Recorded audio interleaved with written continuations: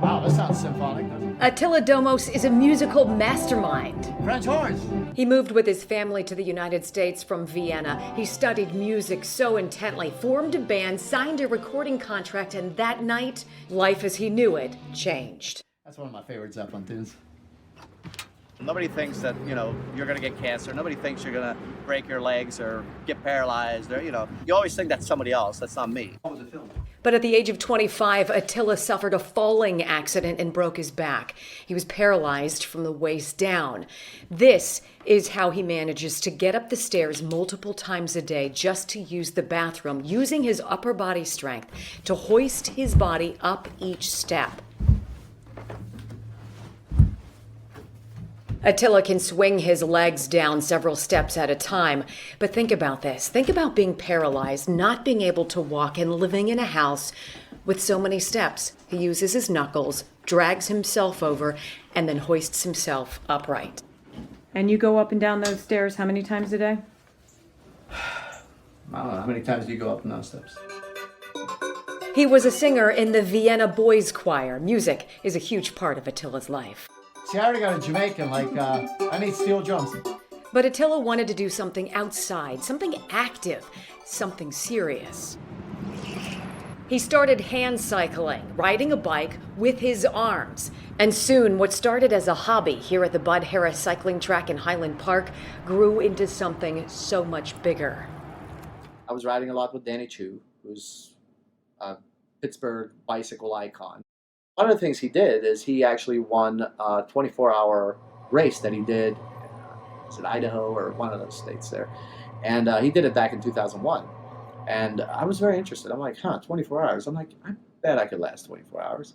So Attila started training, working out any day he could, regardless of the temperature. In fact, I worked so hard that I broke my old hand cycle. Literally broke it in half. Soon, Attila was riding 100 miles a day, sometimes even more, getting his mind and his body ready to break a world record. First of all, it's a unique track because it has a hill on one side. It's not like a giant hill or anything, but it's big enough. I think it's about 11 feet in elevation, which doesn't sound like a lot, but it's a half-mile track, and I had to go up that hill over 800 times. In August of 2016, Attila, with his friends and crew members, 5, 4, 3, 2, 1, and we're off! joined at the very track he'd trained for so many months to break the 24-hour hand cycling world record. It was like, I can't tell you how many times I wanted to quit. It was the most brutal thing I've ever done. I was in pain like you wouldn't believe. 12 hours, 3.2. Halfway. 2 miles ahead of world record. Attila pushed all night long, and then came the rain. It was exhausting. I even wrecked once around 4:30 in the morning. I just kind of passed out and wrecked in one of the turns. Yeah! And with the final seconds of 24 hours ticking to a conclusion, Attila Domos, paralyzed from the waist down, broke a world record. And I broke the world record right here on a time trial, And your friends went bonkers. Oh, they did, yeah. And everybody was calling the media. They're like, you guys got to come out and see this. This is like epic. Paralyzed by an accident, but always fighting on, he wears his scars with pride. Just a little dry skin that comes from bumping on the rug. Attila's goal now is to break the official world record and to make it into the Guinness Book.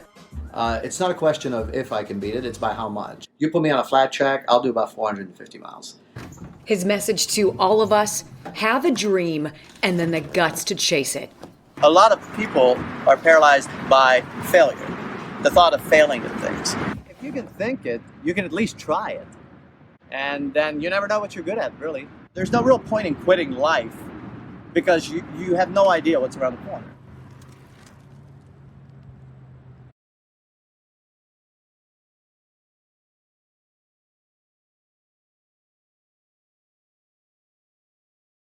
All right, you're on. All right. I will see you. Bye.